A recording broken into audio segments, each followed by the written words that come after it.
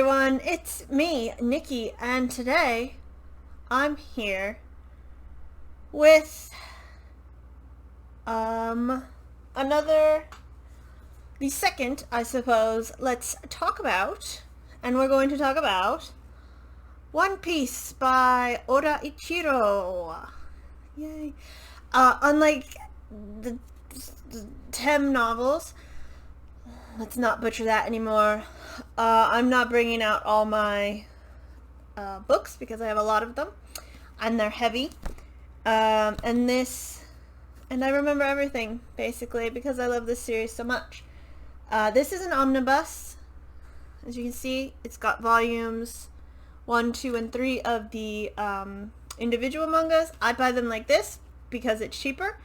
It may take me longer to get the series, but I like this. Let's see. I believe I have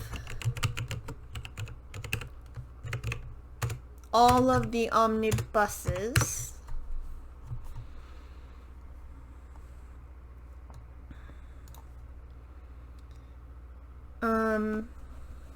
Which is sad.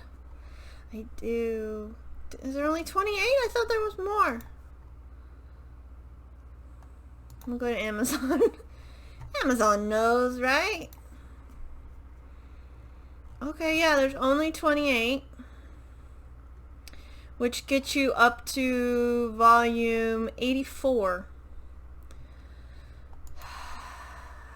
And there's not any more for some reason. I need them. Don't they understand? Put them out. Anyway, this series is about pirates, basically. Let's open it up. Do I have it? No, they don't. Let me get my... No, I don't think I have it. But it starts with him. This is, Luffy's Monkey D. Luffy. And he wants to become the king of pirates. And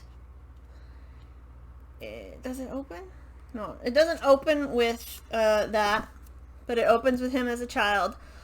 But he ate the devil fruit called Gum Gum fruit, and anyone who eats devil fruit can no longer swim because they just like sink to the bottom. And the Gum Gum fruit is essentially a rubber band. He's elastic. But that's not gonna stop him at all. And he goes off on his voyage. He's an idiot. He's in the vein of Goku from Dragon Ball Z, and they're both modeled off of the Monkey King from Journey to the West, who's also, well, I guess he's a little smarter, but the Monkey King type is basically kind of an idiot, really likes food, and is really good at fighting. And when it comes to fighting, Luffy is really good at it. And he just gets better as time goes on. So, he wants to put a crew together. But he's got nobody. He doesn't even have a ship. He doesn't even have a flag. And he meets up with this kid named Kobe and beats up a evil pirate. He never kills anybody. Oda has said that, I almost called him Oda-san. Oda has said that Luffy doesn't kill them because he finds them losing more of a humiliation, and most of the time, especially later on, a lot of the bad guys, like the minor bad guys he defeats, become his friends and help him out. So him and Kobe get to this island and we meet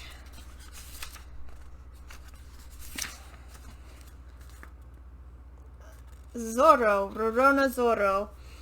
And it is Zoro with one R, but it is like an homage to the swashbuckling Zoro, because Zoro uses 3 swords. He keeps, I don't know if you can see it right there, 1 in his mouth and 2 is in his hands. So that's his second person. And then they defeat the bad guy there. They go on. Koby stays behind. And actually a lot of the other people, like Koby comes back later. This is Buggy the Clown. He comes back later. Look. You think, oh, ha, happy fun times. Whatever. Right? And then it's pretty early on. You meet this dog.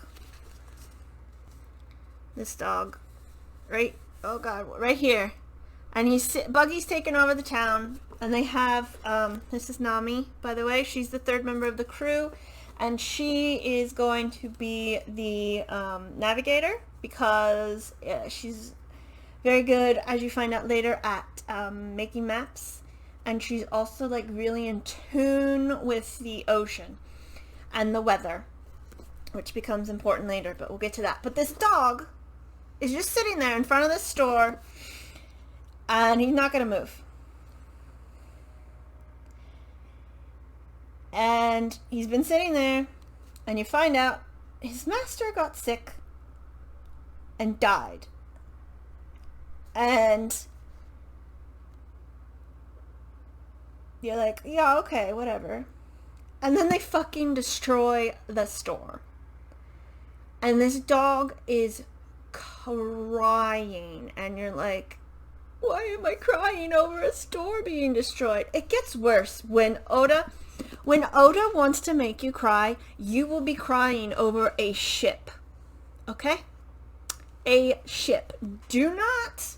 You get to that point and you're gonna fucking bawl over a pirate ship. Okay? So anyway, that pisses Luffy off because his hat that he wears was given to him by his mentor, Red Shanks, who is a very famous, very strong pirate, and it is his treasure. And he's told explicitly that this store is that dog's treasure. It is his last memory of his owner. And Luffy's like, well then, I'm going to have to beat the shit out of Buggy. And he does. And you also see it with Zoro first. And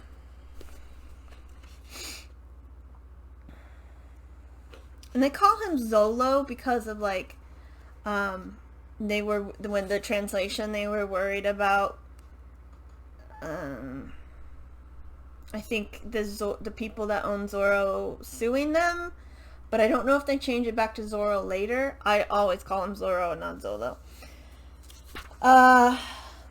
Where is he? But anyway. Right here, Zoro gets stabbed in the side, okay? Because Buggy ate a devil fruit, and he has the chop fruit, which means he can like detach parts of himself but still control them. So Zoro's injured, right? And then he does that. I don't know if you can see it. He lifts a cannon and turns it around, right? And then he lifts the cage that Luffy is in while injured. So that right there is Zoro in a nutshell. He is extremely strong, extremely strong-willed, and he is the second most powerful member of the crew when they get together. Luffy is the first, and that will become apparent. So they get Nami, and they save the town. And then they go to another island, and they meet Usopp, who's number 4. And Usopp is the boy who cried wolf, because his father is a pirate, and Luffy knows his father, but he left Usopp and his wife behind, and then Usopp's mother died, and she was always looking for him, so he always goes and says, pirates are coming, pirates are coming. Even though his mother's dead, he cannot get out of that habit. And eventually, as in the story, pirates show up and nobody believes him. So it's up to Nami, Luffy, Zoro, and Usopp. Usopp is a coward. Even later, when he becomes stronger and more confident, he's still a coward. But it's like, later it's like more comedic coward. So again, they save the day, they sail on. Usopp has joined the crew, and they get their boat, which is called the Going Merry. And that is their first pirate ship. And then they go on. There will be spoilers in this video, and they meet Sanji. I should have brought them. Oh well. He is the chef. He is a cook on a pirate or ex-pirate, it's called the Baratie, I think, and anybody can come there and get food. It doesn't matter if you're rich, poor, pirate, not pirate, anything, and it's just sort of, and Sanji kicks people because he won't use his hands, because his hands are for chefing, and he's the third strongest member, and they are called the Demon Trio, I think. Let me find my One Piece wiki.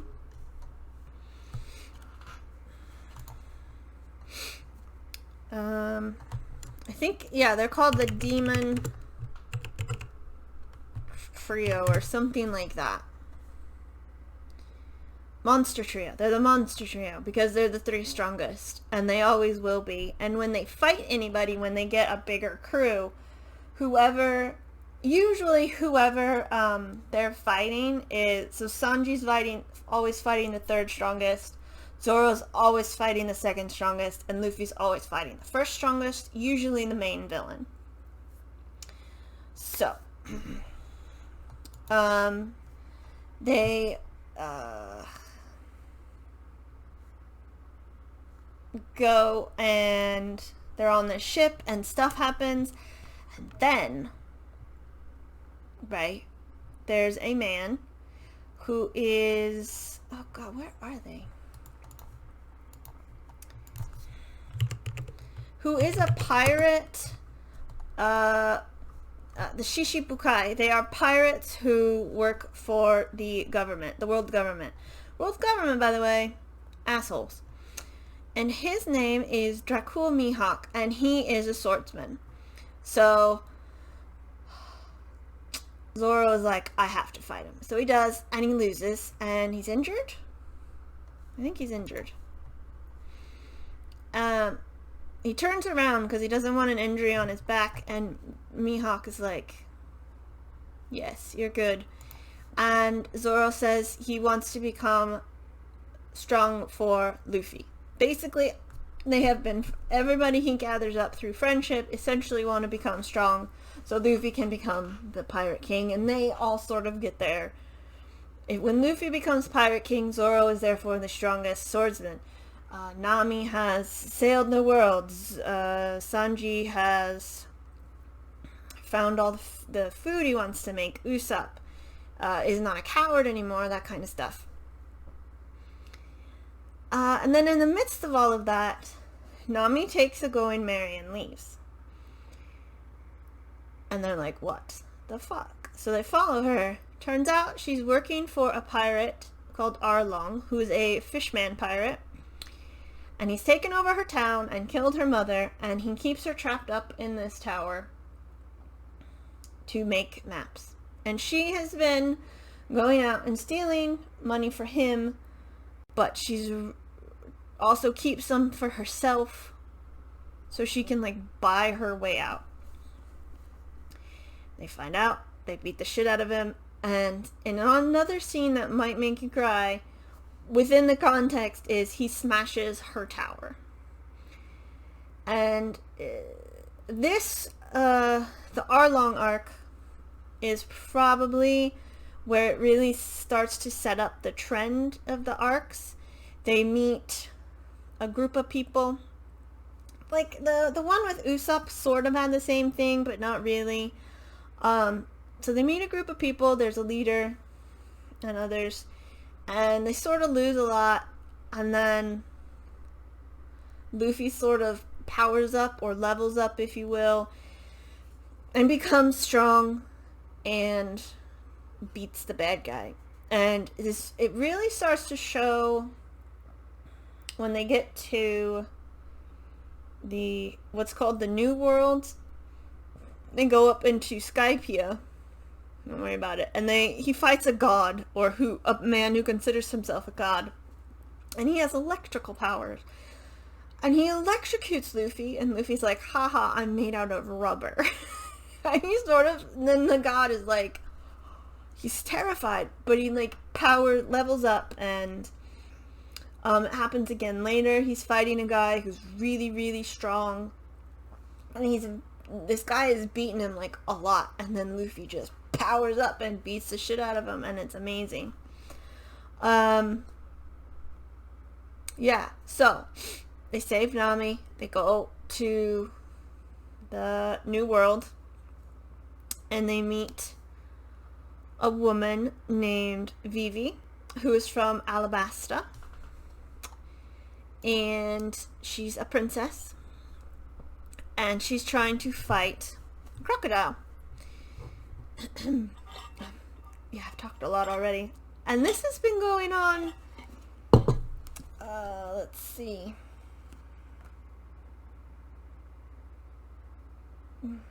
2009 was the omnibus first printing. This has been a very long running manga and anime.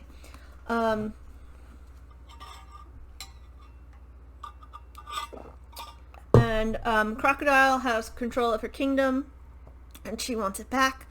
They help her, and they go through some islands to get there, and they meet Tony Chopper, who is a reindeer. They just call him Chopper. He's the doctor.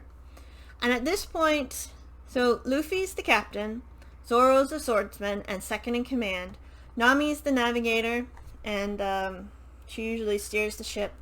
Usopp at this point he sort of invents things, but he also is repairing the ship. Sanji's the chef. Chopper is the doctor, because he was taught by a doctor. His backstory is going to make you cry too. He's a reindeer, and he is eaten the human fruit, also called the Hito Hito no Mi. And there's different types of devil fruits. Zoan usually is human form, human beast form, and beast form. And technically, I believe Luffy's is one of the weaker devil fruits, and it's only powerful because he's powerful. And also, if you die, the devil fruit, so if Luffy died, his gum fruit would be reborn. It would grow again, and you could find it, and somebody else could have it.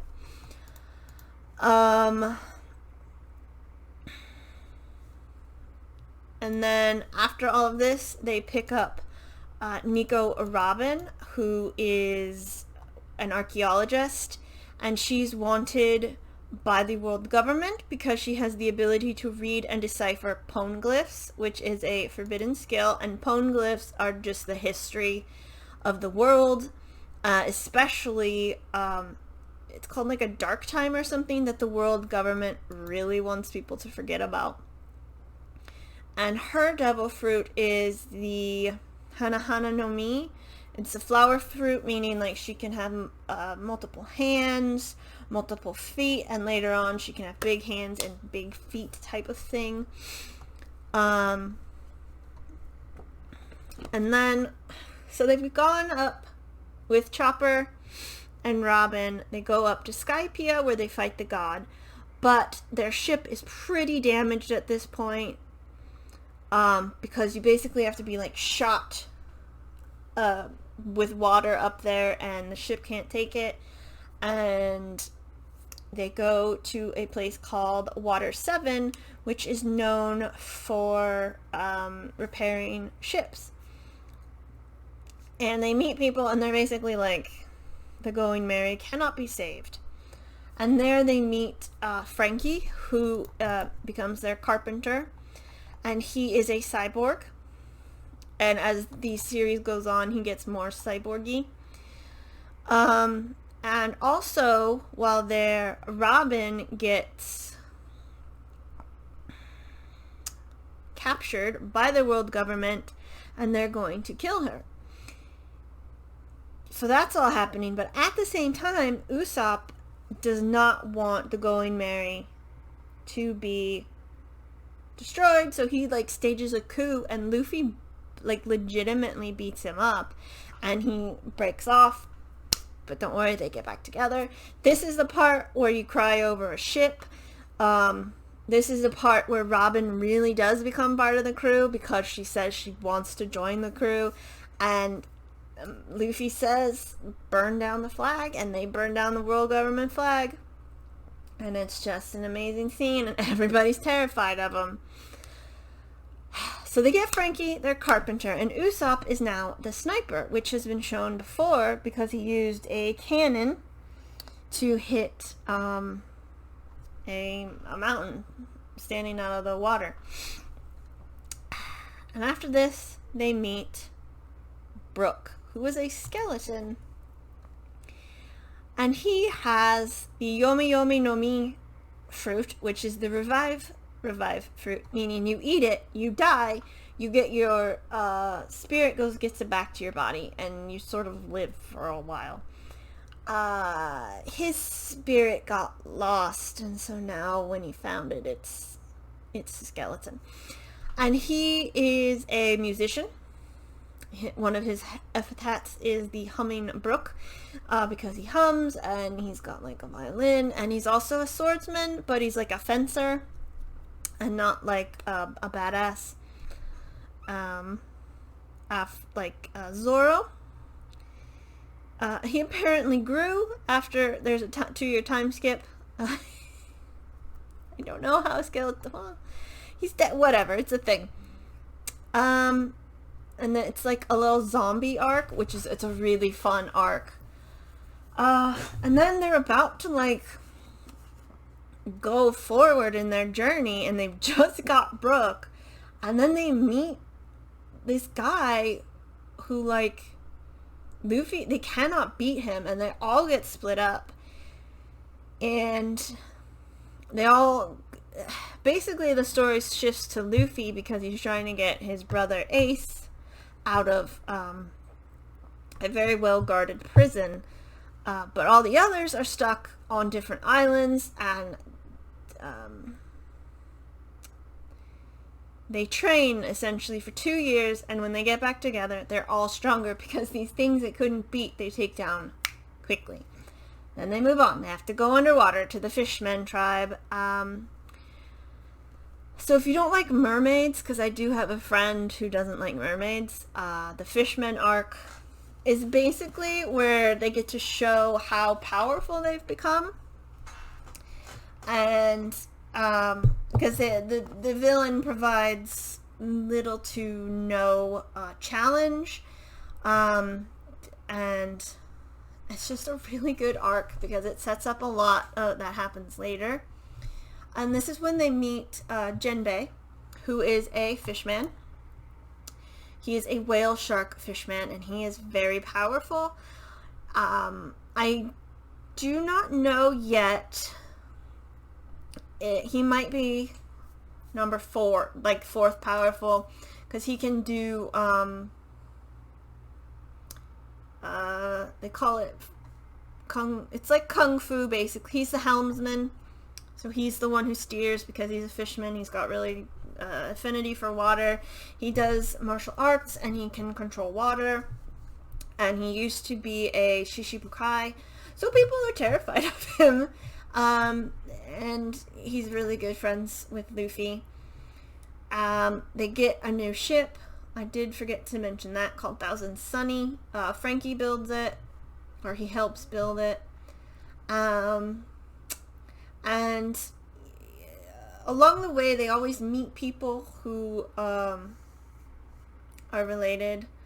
Not blood, but like they were on the last pirate king. His name was Gol D. Roger, who found the One Piece, whatever that is. It's essentially a MacGuffin at this point, because nobody but Oda knows what it is.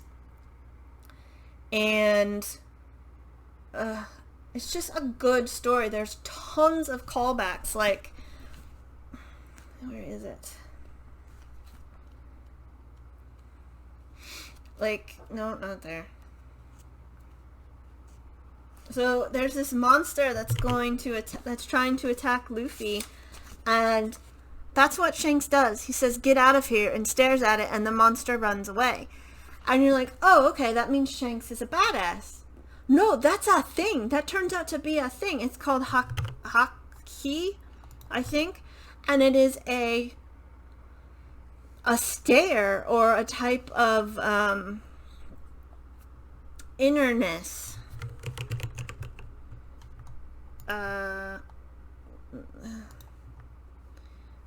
Here it is. Haki. It's a mysterious power that allows users to utilize their own spiritual energy. And there's 3 types.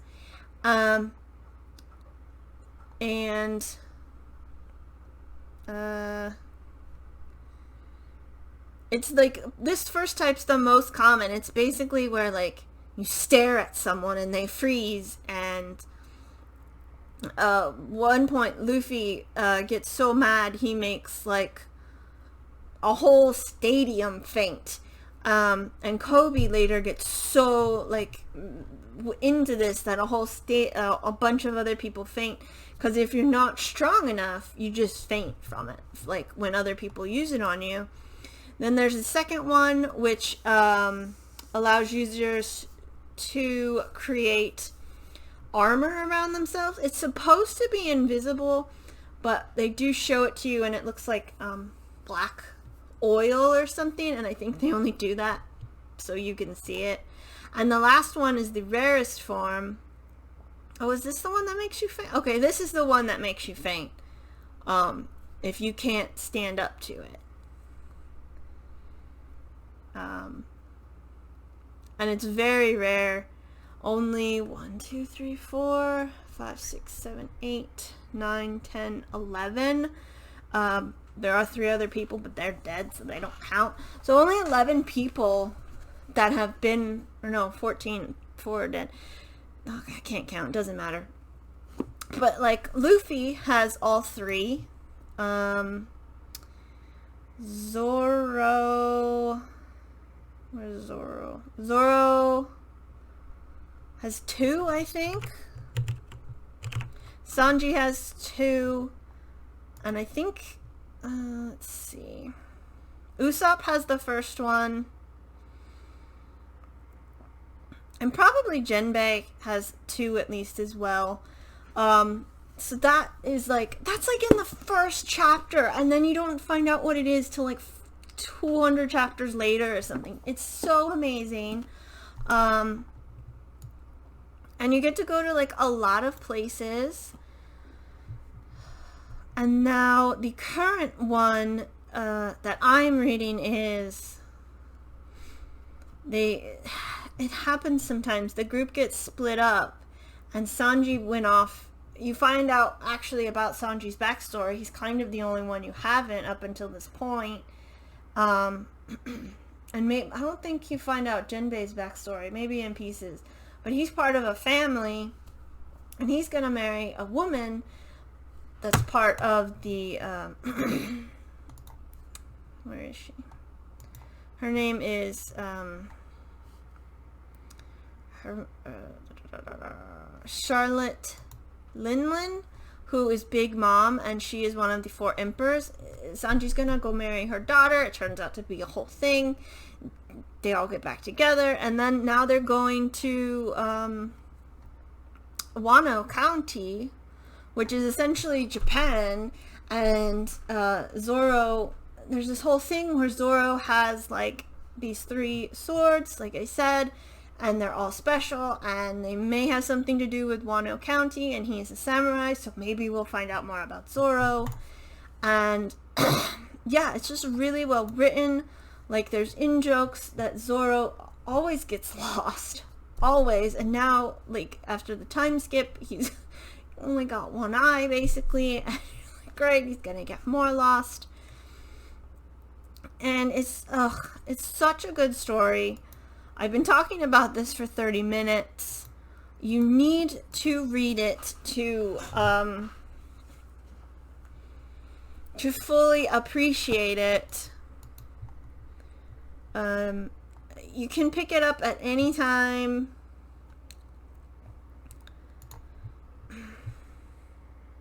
I just adore it.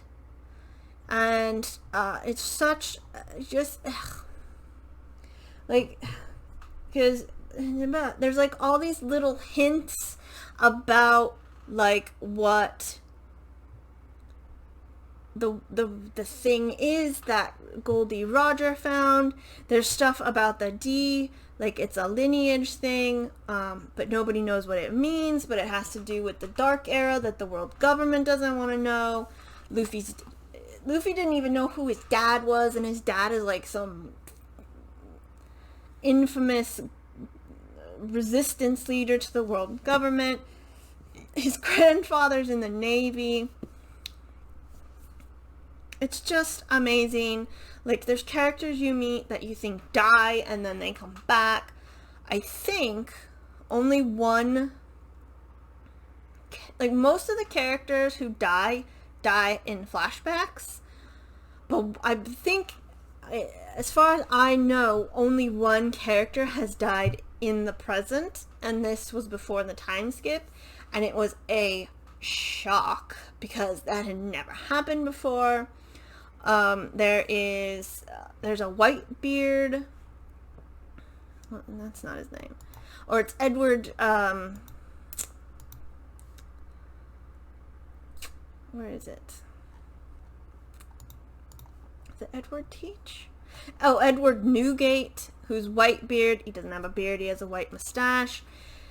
He's super powerful, and so I think he quote unquote dies in the present, but somebody else was the first one. And then there is oh god, what's his name? Where is it? Marshall D. Teach, who is Blackbeard, who has the D in his name, but he doesn't, because every time you see a person with a D in their name and they die, they smile because they're not afraid of death. And when Blackbeard thinks he's going to die, he panics. So I wonder if he even is in the D lineage, or like what's up with that, because even there's a point where Luffy thinks he's gonna get his head cut off and he's like, yeah, we're cool. So I could talk about this all day, but it's now been 33 minutes, so yeah, I won't talk about it anymore. I do hope that I've intrigued you enough to pick it up. I think it's definitely worth reading. It starts off very like shonen, if that can be a thing. It's just like a lot of one-shots, and you don't really get an arc until Nami, but then it just picks up steam and you're like, oh god, what's happening? Like, I'm pretty sure only Oda knows how it's going to end, when it's going to end. So yes, please pick it up. It's amazing. Everybody should read it. It has amazing storytelling, and the callbacks, oh, it's perfect. It is perfect. Like, and so many things tie together. Oh yeah, just read it. Okay, so thank you very much for watching. I hope you enjoyed this video. I hope you pick up the series. Let me know if you do, and I hope you have a lovely day. Goodbye.